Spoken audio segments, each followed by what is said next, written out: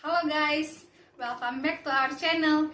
Jadi di video kali ini kami akan mempresentasikan salah satu bab yang kami pelajari di pelajaran pemeriksaan akuntansi yang pertama, yaitu pada buku ini ada di halaman 89, yaitu bab 4 tentang etika profesional. Jadi sebelum kami akan memulai presentasi ini, kami akan memperkenalkan diri terlebih dahulu. Perkenalkan, nama saya Bella Francisca dengan NIM 1821036, jurusan akuntansi. Dan teman saya Fania Marcella dengan NIM 1821001, jurusan akuntansi.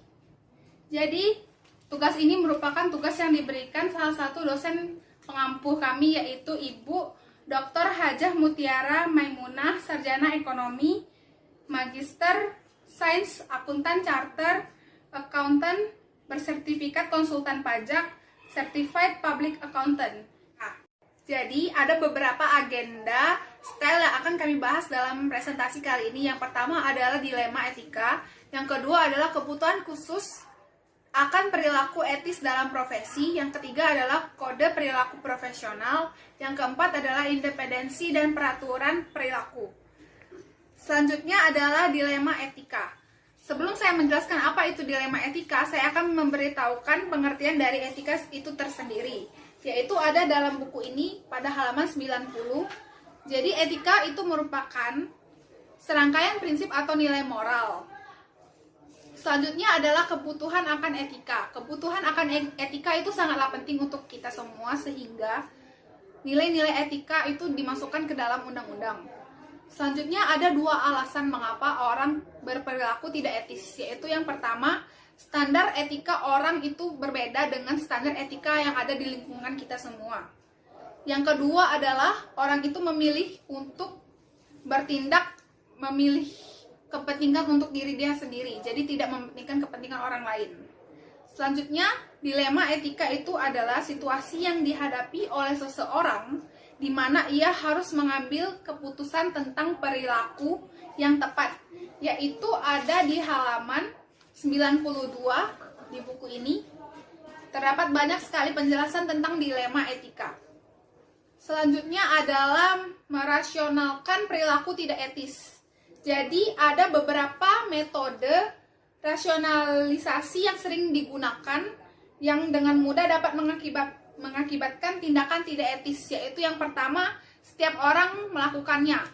Jadi orang-orang itu berpikir bahwa tindakan yang ia lakukan itu banyak sekali di luar sana orang juga yang melakukan seperti dia, jadi dia menganggap seperti normal atau wajar. Yang kedua adalah jika sah menurut hukum, hal itu etis. Jadi ia menggunakan argumen bahwa semua perilaku yang sah menurut hukum adalah perilaku yang etis ataupun benar. Selanjutnya adalah kemungkinan peraturan dan konsekuensinya. Jadi hal ini tergantung pada evaluasi atas kemungkinan bahwa orang lain itu menemukan perilaku tersebut. Biasanya orang itu juga akan menilai besarnya kerugian yang ia terima bila hal tersebut terbongkar. Selanjutnya adalah menyelesaikan dilema etika, ada di halaman 93 pada buku ini, menjelaskan bahwa ada 6 langkah untuk menyelesaikan dilema etika itu tersendiri, yaitu yang pertama adalah memperoleh fakta yang relevan. Yang kedua adalah mengidentifikasi isu-isu etis berdasarkan fakta tersebut. Yang ketiga adalah menentukan siapa yang akan terpengaruh oleh akibat dari dilema tersebut dan bagaimana setiap orang atau kelompok itu terpengaruhi. Yang keempat adalah mengidentifikasi berbagai alternatif yang tersedia bagi orang yang harus menyelesaikan dilema tersebut. Yang kelima adalah mengidentifikasi konsekuensi yang mungkin akan terjadi dari setiap alternatif tersebut. Yang keenam adalah memutuskan tindakan yang tepat. Jadi kita harus memutuskan apa yang harus kita lakukan dari keenam langkah tersebut. Selanjutnya adalah cara-cara profesi dan masyarakat mendorong akuntan publik berperilaku pada tingkat yang tinggi, yaitu ada pada halaman 97 pada buku ini. Pada PPT saya menjelaskan tentang grafik atau gambar pada 4.2 yang di bawah ini. yaitu ada cara-cara profesi yang harus kita tempuh untuk mendapatkan perilaku personil kantor akuntan publik.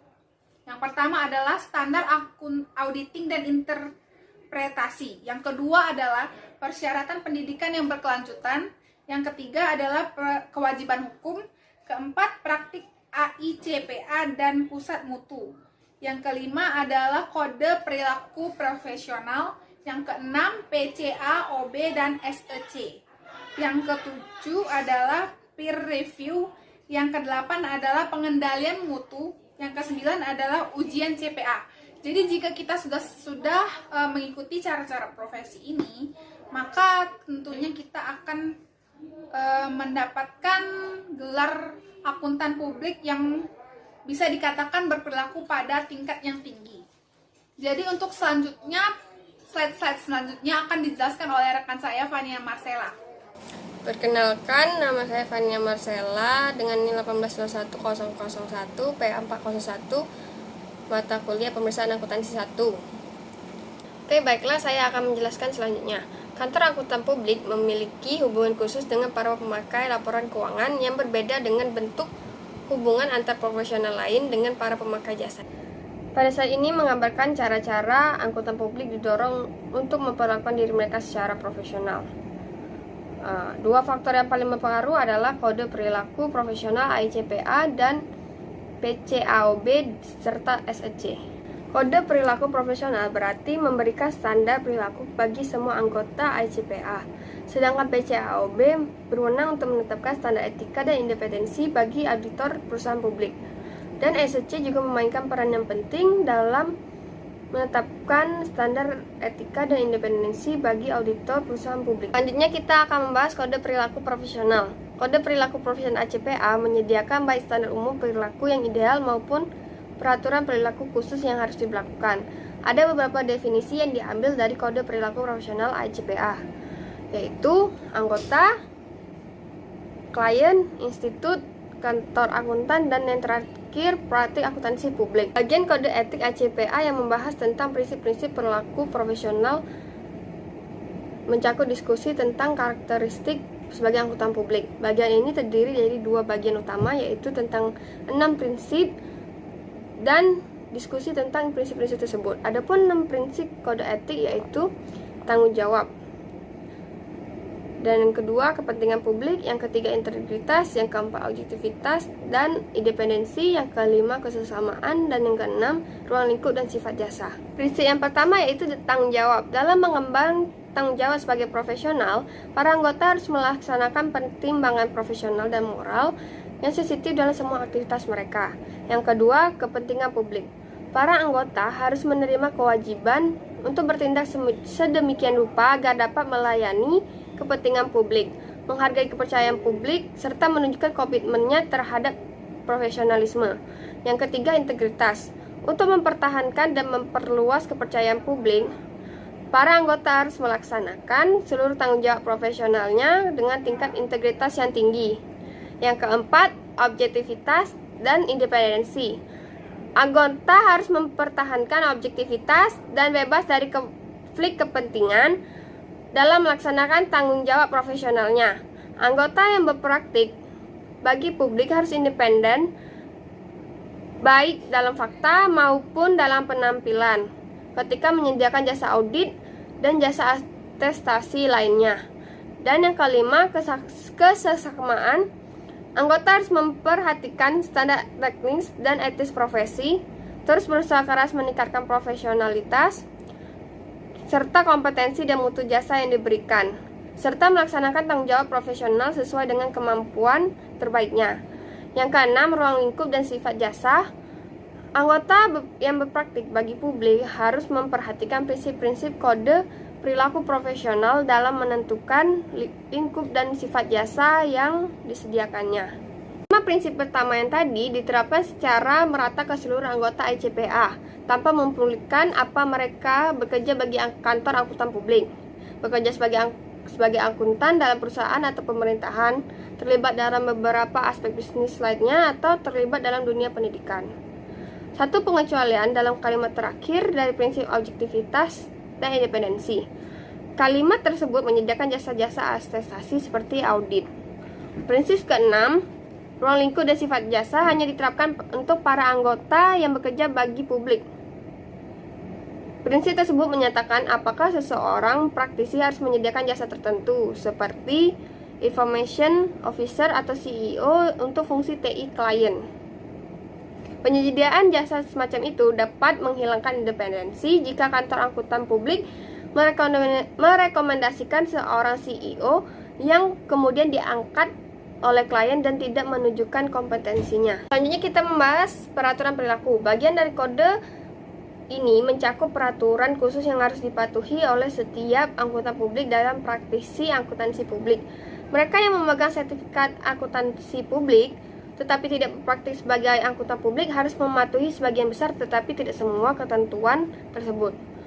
Karena bagian tentang peraturan perilaku ini merupakan satu-satunya bagian kode etik yang dapat diberlakukan, maka peraturan perilaku ini dinyatakan dalam ungkapan yang lebih spesifik daripada ungkapan yang tercantum dalam bagian prinsip, karena sifatnya yang dapat diberlakukan banyak praktisi yang merujuk peraturan ini sebagai kode perilaku profesional ICPA. Selanjutnya kita membahas independensi. Nilai auditing sangat bergantung pada persepsi publik atas independensi auditor. Alasan bahwa banyak pemakai ingin mengandalkan laporan akuntan publik adalah ekspektasinya atas sudut pandang yang tidak bias.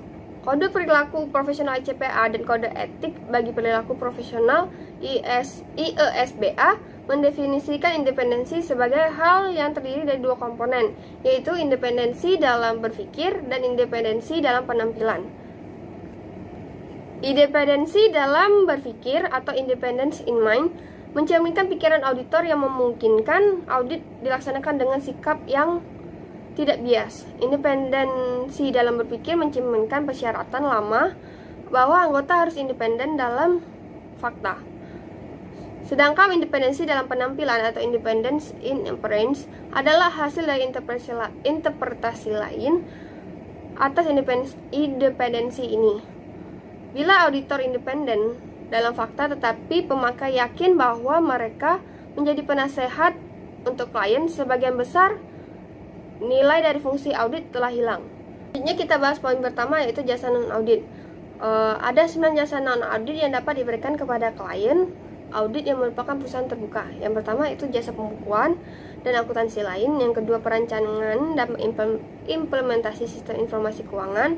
Yang ketiga jasa penaksiran atau penilaian. Yang keempat jasa aktuarial. Yang kelima outsourcing, audit internal. Yang keenam fungsi manajemen dan sumber daya manusia. Yang ketujuh jasa pialang atau dealer atau penasehat investasi.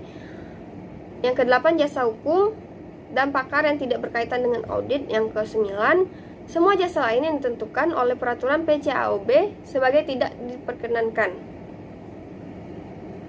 Kantor angkutan publik tidak dilarang melaksanakan jasa-jasa tersebut untuk perusahaan swasta dan perusahaan publik yang bukan klien audit.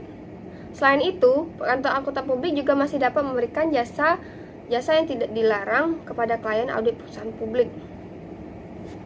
Oke, selanjutnya poin kedua yaitu konflik yang timbul dari hubungan personalia. Penerimaan karyawan dari mantan anggota tim audit pada sebuah klien meningkatkan masalah independensi. Ini mempunyai implikasi yang tinggi dan penting bagi auditor yang bekerja pada sebuah kantor angkutan publik yang menerima tawaran kerja dari klien perusahaan terbuka untuk menjadi CEO, controller, CFO, CAO, atau jabatan yang serupa. Kantor posisi itu telah berpartisipasi dalam setiap kapasitas audit selama 1 tahun sebelum dimulainya audit. Kantor angkutan publik bisa terus melaksanakan audit jika mantan auditor menerima posisi seperti asisten, controller, atau angkutan tanpa tanggung jawab utama di bidang akuntansi. Poin ketiga yaitu rotasi partner. Seperti aturan independensi SEC mengharuskan pimpinan dari partner audit merotasi penugasan audit sesudah 5 tahun. SEC mewajibkan time out selama 5 tahun bagi pimpinan dan partner audit sesudah rotasi sebelum mereka dapat kembali ke klien audit yang sama. Partner audit lainnya yang memiliki keterlibatan yang cukup besar pada audit harus dirotasi sesudah 7 tahun dan terkena periode time out selama 2 tahun. Selanjutnya poin keempat yaitu kepentingan kepemilikan. Aturan SEC tentang hubungan keuangan berfokus pada perspektif penugasan dan melarang kepemilikan pada klien audit bagi orang-orang yang dapat mempengaruhi audit. Aturan itu melarang setiap kepemilikan oleh orang-orang yang terlibat dalam audit dan keluarga dekat mereka, termasuk A. anggota tim penugasan audit, B. mereka yang dapat mempengaruhi penugasan audit dalam rantai komando perusahaan, yang C. partner dan para manajer yang memberikan lebih dari 10 jam jasa non-audit kepada klien, dan D. partner dalam kantor partner yang terutama bertanggung jawab atas penugasan audit. Poin kelima yaitu belanja prinsip akuntansi. Baik manajemen maupun perwakilan manajemen, contohnya bank investasi, seringkali konsultasi dengan akuntan lainnya untuk menerapkan prinsip akuntansi. Hal itu sering dianggap tepat tetapi dapat mengakibatkan hilangnya independensi dalam keadaan tertentu. Sebagai contoh, andaikan sebuah kantor akuntan publik menggantikan auditor yang ada untuk memperkuat saran akuntansi yang ditawarkan, tetapi kemudian memperoleh fakta dan keadaan yang mengharuskan kantor akuntan publik itu mengubah pendiriannya. Mungkin sulit bagi kantor akuntan publik untuk tetap independen dalam situasi demikian. Standar auditing menetapkan 4 persyaratan yang harus diikuti ketika sebuah kantor akuntan publik diminta untuk memberikan pendapat secara tertulis atau lisan menyangkut penerapan prinsip akuntansi atau jenis pendapat audit yang akan dikeluarkan atas transaksi khusus atau hipotesis dari klien audit kantor akuntan publik lain. Tujuan dari persyaratan ini adalah untuk meminimalkan kemungkinan manajemen mengikuti praktik yang umumnya disebut belanja pendapat atau opinion shopping dan ancaman potensial yang atas independensi seperti yang telah dijelaskan. Di antara persyaratan tersebut, yang terpenting adalah bahwa kantor akuntan publik yang dimintai nasihat harus berkomunikasi dengan auditor entitas yang ada untuk memastikan semua fakta yang relevan tersedia untuk membentuk pertimbangan profesional atas masalah yang diminta untuk dilaporkan. Poin keenam adalah penugasan dan pembayaran fee audit oleh manajemen. Dapatkah auditor benar-benar independen dalam fakta dan penampilan bila pembayaran fee bergantung pada manajemen entitas yang diaudit? Mungkin tidak ada jawaban yang memuaskan atas pertanyaan ini, dan hal ini memperlihatkan betapa sulitnya memastikan bahwa auditor benar-benar independen. Sebagai alternatif atas penugasan kantor akuntan publik oleh komite audit dan pembayaran fee audit oleh manajemen adalah penggunaan auditor pemerintah atau semi pemerintah. Dengan memperhatikan semua hal, dapat dipertanyakan apakah fungsi audit akan dilaksanakan dengan lebih baik atau lebih murah oleh sektor publik. Selanjutnya kita akan membahas peraturan 101. Peraturan 101 independensi, yaitu seorang anggota yang berpraktik untuk perusahaan publik harus independen dalam pelaksanaan jasa profesionalnya sebagaimana disyaratkan oleh standar yang dirumuskan lembaga yang dibentuk oleh Dewan. Fase terakhir dalam peraturan 101 sebagaimana disyaratkan oleh standar yang dirumuskan lembaga yang dibentuk oleh Dewan adalah cara yang tepat bagi ICPA untuk mencantumkan atau tidak mencantumkan persyaratan independensi atas berbagai jenis jasa.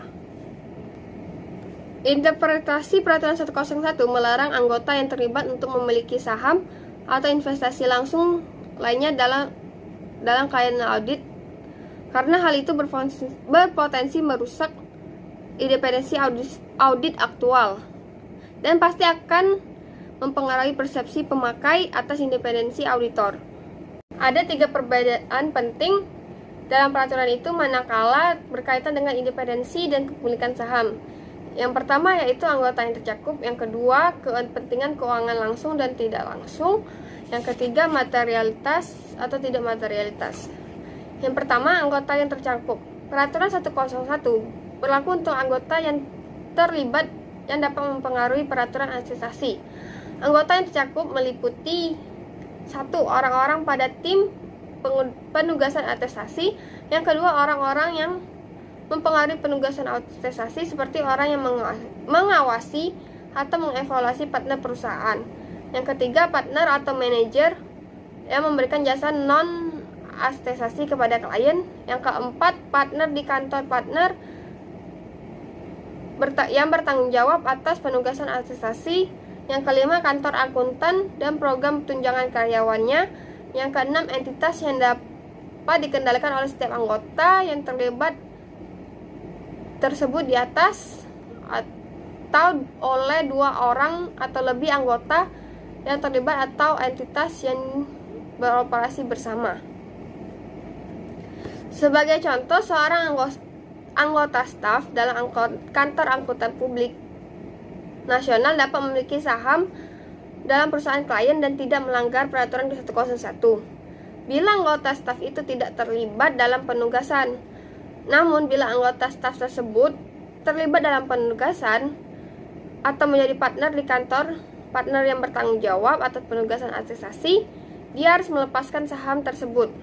Peraturan independensi ini umumnya juga diterapkan kepada keluarga dekat anggota yang terlibat. Interpretasi dalam peraturan 101 ini mendefinisikan keluarga dekat sebagai pasangan, setara dengan pasangan atau yang bergantung padanya. Yang kedua adalah kepentingan keuangan langsung versus tidak langsung. Kepemilikan lembar saham atau ekuitas lainnya oleh para anggota atau keluarga dekatnya disebut dengan kepentingan keuangan langsung atau direct in financial interest. Sebagai contoh, jika baik partner di kantor di mana audit dilakukan ataupun pasangan hidupnya memiliki kepentingan keuangan dalam perusahaan tertentu, maka kantor akuntan publik tersebut dilarang menurut peraturan 101 untuk memberikan pendapat atas laporan keuangan perusahaan itu. Sedangkan kepentingan keuangan tidak langsung atau indirect financial interest muncul ketika terdapat hubungan kepemilikan yang dekat, tetapi bukan hubungan langsung antara auditor dan kliennya. Contoh dari kepemilikan tidak langsung adalah kepemilikan anggota yang terlibat atas dana bersama yang dimiliki investasi dalam saham klien. Lalu yang ketiga, material atau tidak material. Materialitas mempengaruhi apakah pemilikan saham merupakan suatu pelanggaran atas peraturan 101 hanya untuk kepentingan tidak langsung. Materialitas harus dilihat dalam hubungannya dengan kesejahteraan dan pendapatan seseorang anggota. Sebagai contoh, jika seorang anggota yang terlibat memiliki sejumlah besar investasi dalam dana bersama dan dana itu mempunyai posisi kepemilikan yang besar pada perusahaan klien, mungkin itu telah terjadi pelanggaran dalam kode etik. Selanjutnya kita membahas peraturan 101 hubungan keuangan. Dalam poin pertama yaitu mantan praktisi. Dalam sebagian besar situasi, interpretasi memungkinkan para mantan partner atau pemegang saham yang meninggalkan perusahaan dengan cara mengundurkan diri ataupun menjual kepemilikan saham untuk memiliki hubungan dengan klien perusahaan yang lazimnya merupakan jenis kepemilikan yang melanggar peraturan 101 tanpa mempengaruhi independensi kantor akuntansi publik. Pelanggaran oleh kantor akuntan terjadi jika mantan partner tetap menjadi asosiasi kantor itu atau ambil bagian dalam berbagai aktivitas yang menyebabkan pihak lain percaya bahwa ia masih aktif dalam kantor akuntan itu. Poin kedua yaitu prosedur pemberian pinjaman yang normal. Umumnya tidak diperkenankan adanya perjanjian kredit antara kantor akuntan publik atau para karyawannya dengan klien audit karena hal itu merupakan hubungan keuangan. Namun, terdapat beberapa pengecualian atas peraturan tersebut, termasuk kredit mobil, kredit yang sepenuhnya dijamin dengan simpanan tunai pada lembaga keuangan tersebut, serta saldo kartu kredit yang nilai totalnya tidak melebihi $10.000. Selain itu juga diperkenankan menerima lembaga keuangan sebagai klien walaupun ada anggota yang terlibat sepenuhnya dengan agunan serta kredit atau pinjaman tidak material lainnya pada lembaga keuangan tersebut.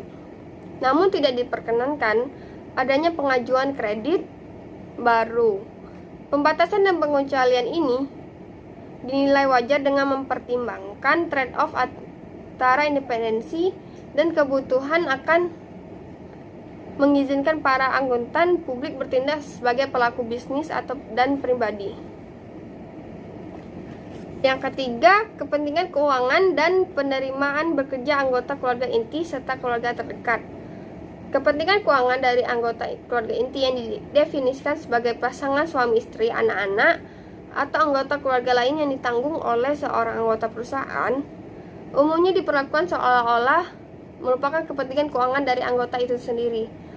Sebagai contoh, jika pasangan hidup suami dan istri profesional pada tim penugasan audit memiliki sejumlah saham pada klien audit, maka ini merupakan pelanggaran terhadap peraturan 101. Independensi juga akan terganggu bila anggota keluarga yang memungkinkan mempengaruhi fungsi akuntansi, penyiapan laporan keuangan, atau isi dari laporan keuangan.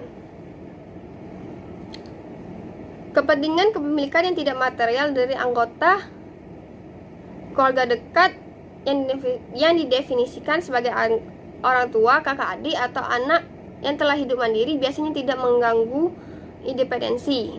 Independensi juga tidak akan terganggu jika anggota yang terlibat tidak menyadari adanya kepentingan kepemilikan dari keluarga dekat. Peraturan yang serupa juga diterapkan untuk orang lain yang dapat mempengaruhi penugasan audit atau partner dalam kantor penugasan audit. Akan tetapi dalam kasus ini, kepentingan kepemilikan tidak mengganggu atau menurunkan independensi kecuali kepentingan kepemilikan tersebut material bagi keluarga dekat dan mungkin mereka untuk mempengaruhi klien tersebut. Poin keempat, investasi bersama dengan klien. Sebagai contoh, asumsikan bahwa seorang akuntan publik memiliki saham pada klien non-audit, yaitu Jackson Company.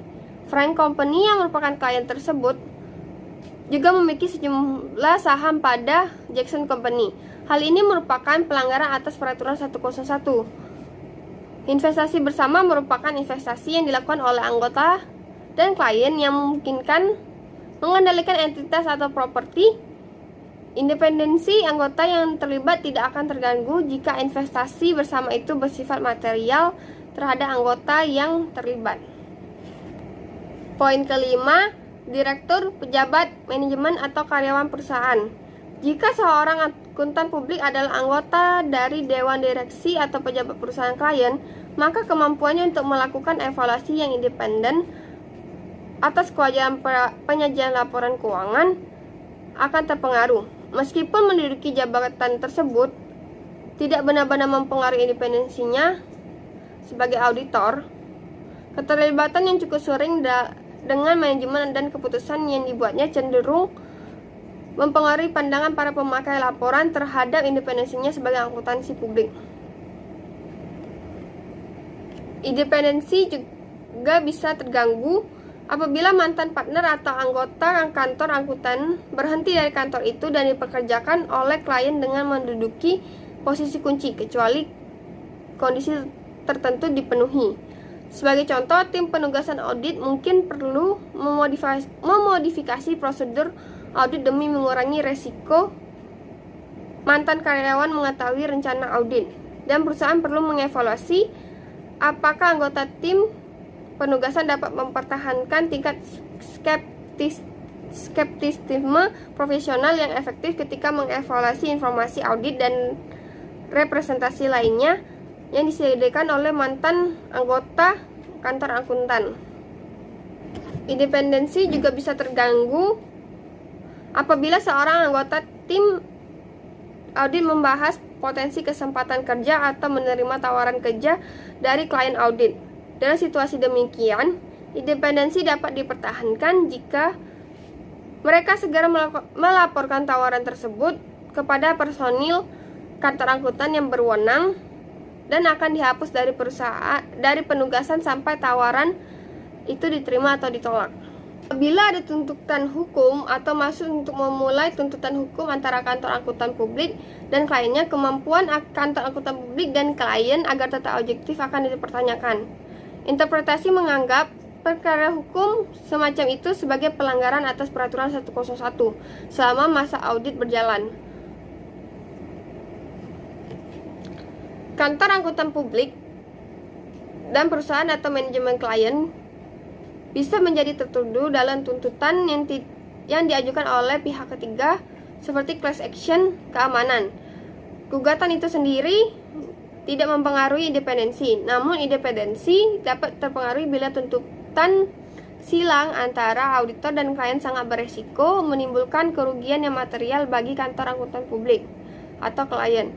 Gugatan oleh klien sehubungan dengan jasa perpajakan atau jasa non-audit lainnya atau gugatan terhadap klien maupun kantor angkutan publik oleh pihak lain biasanya tidak mengganggu independensi.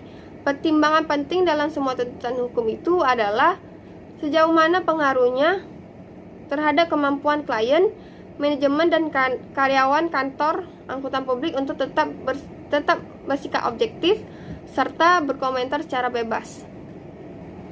Interpretasi memberikan izin kantor angkutan publik untuk memberikan baik jasa pembukuan maupun audit kepada klien audit perusahaan swasta.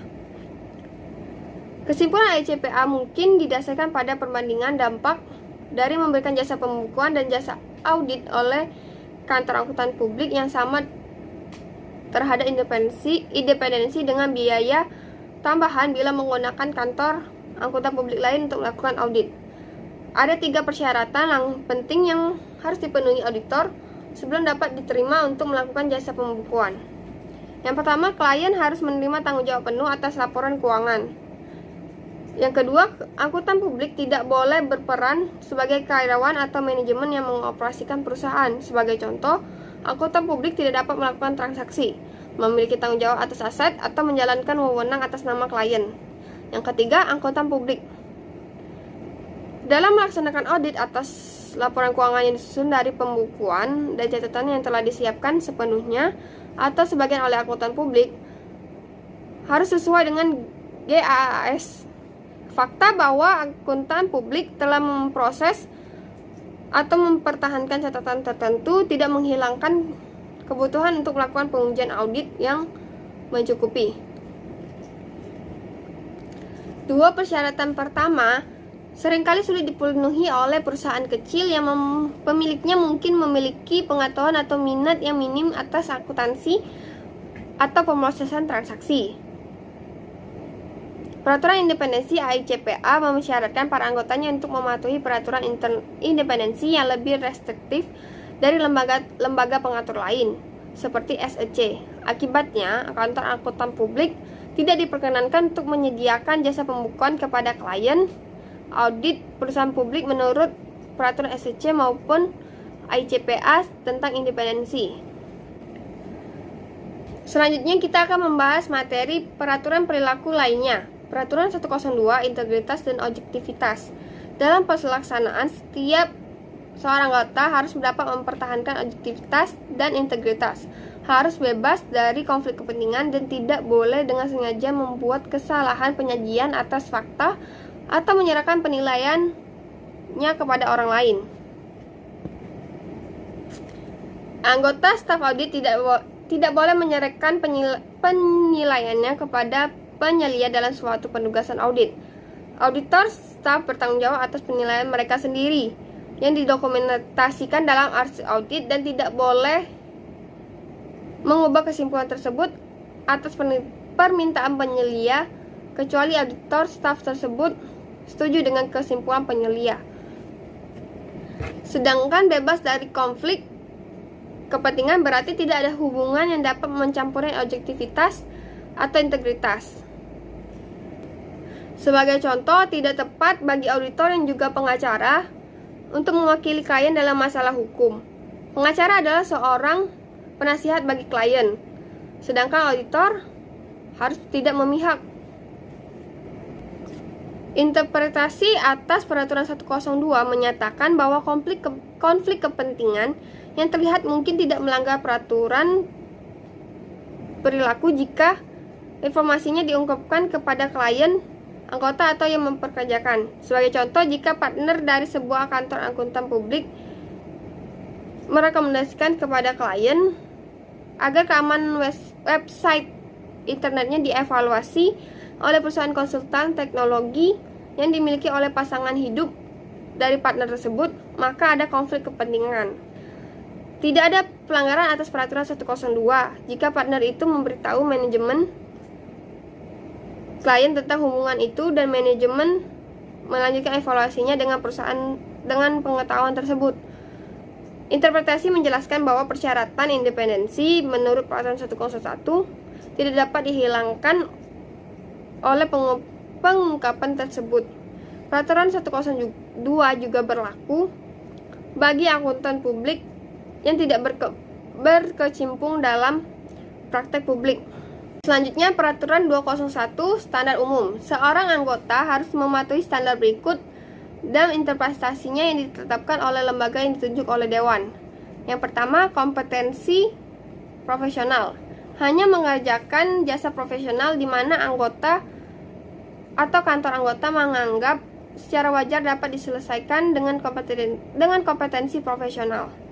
Yang kedua, kesesamaan profesional. Menggunakan kemahiran profesional dalam melaksanakan jasa profesional. Yang ketiga, perencanaan dan supervisi. Merencanakan dan mengawasi secara mencukupi pelaksanaan jasa profesional. Yang keempat, data relevan yang mencukupi. Memperoleh data relevan yang mencukupi sebagai dasar yang layak untuk membuat kesimpulan atau rekomendasi dalam hubungannya dengan jasa profesional yang dilaksanakan. Selanjutnya, peraturan 202, ketaatan pada standar. Seorang anggota yang melaksanakan jasa audit, review, kompilasi, konsultasi manajemen, perpajakan atau jasa profesional lainnya harus mematuhi standar yang ditetapkan oleh lembaga yang ditunjuk oleh dewan. Selanjutnya, peraturan 203, prinsip-prinsip akuntansi. Seorang anggota tidak boleh memberikan pendapat menyatakan secara tegas bahwa laporan keuangan atau data keuangan lainnya milik suatu entitas telah disajikan sesuai dengan prinsip-prinsip akuntansi yang berlaku umum, atau menyatakan bahwa ia tidak menyadari adanya modifikasi yang material yang harus dibuat pada laporan atau data tersebut agar sesuai dengan prinsip-prinsip akuntansi yang berlaku umum. Jika laporan atau data tersebut mengandung penyimpangan dari prinsip-prinsip akuntansi yang dirumuskan oleh badan yang ditunjuk oleh dewan, maka untuk menetapkan prinsip semacam itu yang mempunyai dampak material terhadap laporan atau data yang diambil secara keseluruhan. Namun jika laporan atau data tersebut mengandung penyimpangan dan anggota dapat memperlihatkan bahwa hal itu adalah akibat keadaan yang tidak biasa sehingga laporan keuangan atau data itu justru akan menyesatkan, anggota dapat mematuhi peraturan dengan menjelaskan penyimpangannya, dampaknya bila dapat diperkirakan, dan alasan mengapa kepatuhan terhadap prinsip-prinsip tersebut akan menghasilkan laporan yang menyesatkan. Selanjutnya, peraturan 301, informasi rahasia klien. Seorang anggota dalam praktik publik tidak boleh mengungkapkan setiap informasi rahasia klien tanpa persetujuan klien.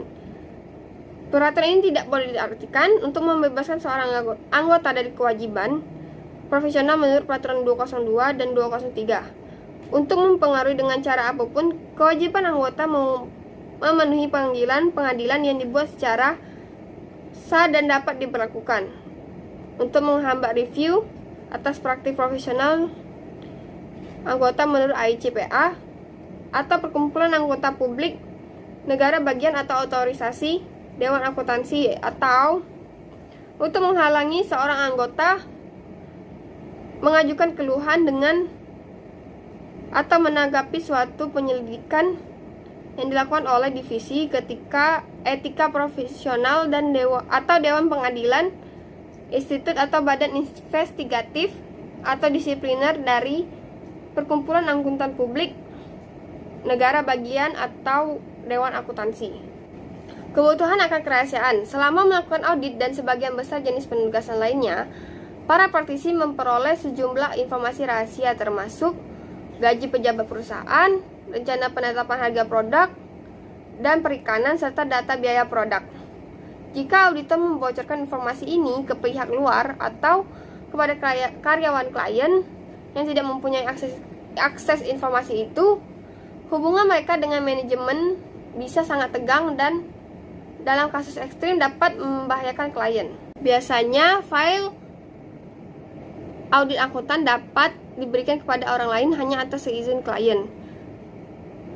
Ini juga berlaku meskipun orang angkutan publik menjual praktiknya kepada kantor angkutan publik lain atau mengizinkan auditor penerus menguji dokumentasi audit yang disiapkan oleh mantan kliennya. Selanjutnya ada pengecualian atas kerahasiaan. Seperti yang dinyatakan dalam paragraf kedua Peraturan 301, ada 4 pengecualian atas persyaratan kerahasiaan. Yang pertama yaitu kewajiban yang berhubungan dengan standar teknis. Yang kedua, panggilan pengadilan dan ketaatan pada hukum serta peraturan. Yang ketiga, peer review. Yang keempat adalah respon terhadap divisi etika. Selanjutnya ada Peraturan 302 fee contingent. Seorang anggota dalam praktik publik tidak boleh melaksanakan jasa profesional apapun dengan fee contingent atau menerima fee semacam itu dari klien, di mana anggota atau kantor anggota melakukan 1. Audit atau review atas laporan keuangan. Yang kedua, kompilasi laporan keuangan ketika anggota menduga atau secara wajar dapat menduga bahwa pihak ketiga akan menggunakan laporan keuangan itu, dan laporan kompilasi anggota tidak mengungkapkan kurangnya independensi. Atau yang ketiga, pemeriksaan atas informasi keuangan prospektif. Atau dalam praktik publik tidak boleh menyiapkan SPT pajak yang asli atau telah diperbaiki atas klaim atas restitusi pajak agar mendapatkan fee kontingent dari klien. Larangan pertama di atas berlaku selama periode di mana anggota atau kantor anggota ditugaskan untuk memberikan salah satu jasa di atas, dan periode yang dicakup oleh setiap laporan keuangan historis yang terlibat pada salah satu jasa di atas. Kecuali seperti dinyatakan dalam kalimat berikut. Fee kontingent adalah fee yang diperoleh dari pelaksanaan suatu jasa sesuai dengan perjanjian, di mana tidak ada fee yang dibebankan kecuali temuan atau hasil spesifik yang dicapai, atau jumlah fee bergantung pada temuan atau hasil dari jasa tersebut. Hanya untuk tujuan peraturan ini, fee tidak dianggap sebagai kontingen bila ditetapkan oleh pengadilan atau otoritas publik lainnya, atau dalam masalah pajak bila ditentukan berdasarkan hasil dari proses hukum atau temuan instansi pemerintah. Fee anggota dapat bervariasi bergantung pada misalnya kerumitan jasa yang diberikan. Peraturan 501, tindakan yang dapat didiskreditkan. Seorang anggota tidak boleh melakukan tindakan yang dapat didiskreditkan bagi profesinya. Interpretasi Peraturan 501 mengidentifikasi beberapa tindakan yang dapat dianggap sebagai dapat didiskreditkan. Sebagai contoh, menahan catatan klien setelah permintaan dilakukan atas catatan itu merupakan tindakan yang dapat didiskreditkan, atau seorang anggota dianggap telah melanggar hukum anti diskriminasi federal, negara bagian ataupun lokal. Solisitasi atau membocorkan pernyataan ujian uniform CPA dan jawabannya tanpa izin ICPA juga tidak diperkenankan. Peraturan 501 berlaku bagi semua angkutan publik, bahkan yang tidak berkecimpung dalam praktek publik. Sebagai contoh, seorang anggota dianggap telah melakukan tindakan yang dapat didiskreditkan apabila akibat kelalaiannya orang lain membuat atau diizinkan atau diarahkan untuk membuat ayat jurnal yang salah dan menyesatkan secara material dalam laporan keuangan. Selanjutnya, Peraturan 502, iklan dan bentuk permohonan lainnya. Seorang anggota dalam praktik publik tidak boleh berusaha memperoleh klien dengan iklan atau dalam bentuk permohonan lainnya dengan cara yang palsu, menyesatkan ataupun menipu. Permohonan dengan menggunakan paksaan melampaui batas atau mengganggu sangat dilarang. Banyak kantor akuntan publik telah mengembangkan perikanan yang canggih pada jurnal nasional yang dibaca oleh para pelaku bisnis dan pada surat kabar lokal. Sudah umum bagi kantor akuntan publik untuk mengidentifikasi calon klien yang saat itu menggunakan jasa kantor akuntan publik lainnya dan membuat presentasi formal serta informal guna meyakinkan manajemen agar mengganti kantor akuntan publik. Penawaran harga untuk audit dan jasa lainnya sekarang sudah umum dan seringkali sangat kompetitif. Akibat dari perubahan-perubahan tersebut, beberapa perusahaan sekarang lebih sering mengganti auditor daripada sebelumnya mengurangi biaya audit. Selanjutnya, Peraturan 503 Komisi dan Fee Referral. A. Komisi yang dilarang. Seorang anggota dalam praktik publik tidak boleh menerima fee atau komisi untuk merekomendasikan atau mereferensikan produk atau jasa kepada klien, atau menerima komisi untuk merekomendasikan atau mereferensikan suatu produk atau jasa yang dipasok oleh klien, atau menerima komisi apabila anggota atau kantor anggota tersebut juga melakukan untuk klien tersebut, yaitu A. Audit atau review atas laporan keuangan, B. Kompilasi laporan keuangan bila anggota itu menduga atau bila secara wajar dapat menduga bahwa pihak ketiga akan menggunakan laporan keuangan tersebut dan laporan kompilasi anggota tidak mengungkapkan kurangnya independensi. Atau yang C. Pemeriksaan atas informasi keuangan prospektif. Larangan ini berlaku selama periode di mana anggota ditugaskan untuk melaksanakan setiap jasa di atas dan periode yang tercakup dalam laporan keuangan historis yang terlibat dalam jasa tersebut di atas. Yang B. Pengungkapan komisi yang diizinkan.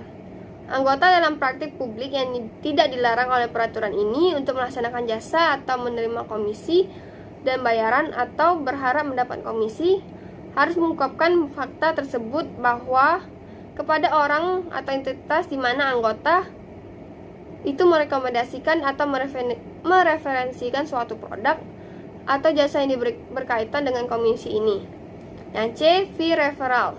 Setiap anggota yang menerima fee referral untuk merekomendasikan atau mereferensikan jasa akuntan publik kepada orang atau entitas atau membayar fee referral untuk memperoleh klien harus mengungkapkan penerimaan atau pembayaran semacam itu kepada klien. Yang terakhir, Peraturan 505 Bentuk dan Nama Organisasi. Anggota dapat berpraktik dalam bidang akuntansi publik hanya dalam bentuk organisasi yang diizinkan oleh hukum dan peraturan negara bagian yang karakteristiknya sesuai dengan resolusi Dewan.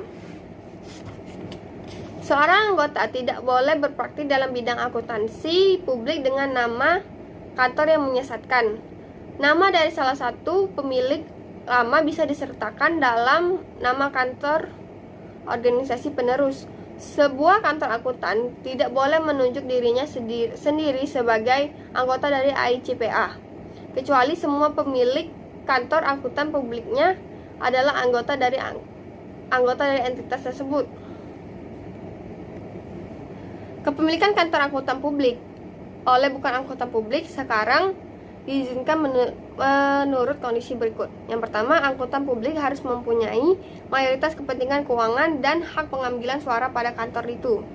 Yang kedua, seorang akuntan publik harus mempunyai tanggung jawab akhir atas semua atestasi laporan keuangan, kompilasi dan jasa lain yang diberikan oleh kantor itu yang diatur oleh Statement on Auditing Standard atau Statement on Standard for Accounting and Review Service. Yang ketiga, pemilih harus selalu mempunyai ekuitas dalam hak mereka sendiri.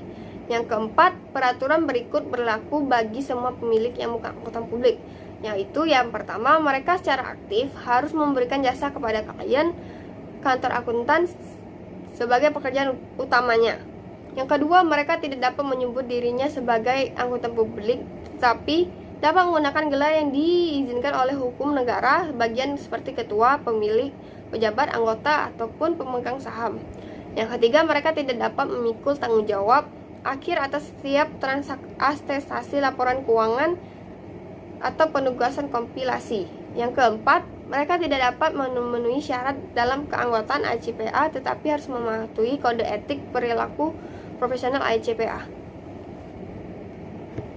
Kantor akuntan publik dapat menggunakan nama apapun sepanjang tidak menyesatkan. Kebanyakan perusahaan menggunakan nama dari satu atau lebih pemiliknya, namun bukan merupakan hal yang umum bagi perusahaan untuk menggunakan nama dari 5 atau lebih pemiliknya.